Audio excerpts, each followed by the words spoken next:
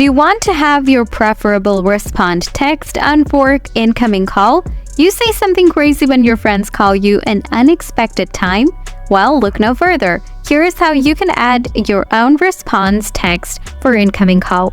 To change data, open Setting, scroll down, tap App, scroll down and find out the Phone app.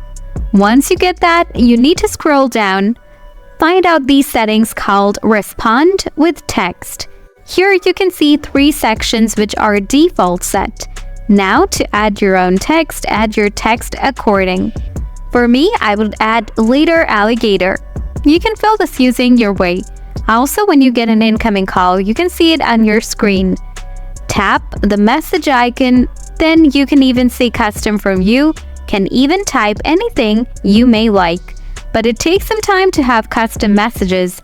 So guys, that's how you can have custom response text for incoming calls. Now, if you still have anything to ask, please let me know in the comment section. Thanks for watching.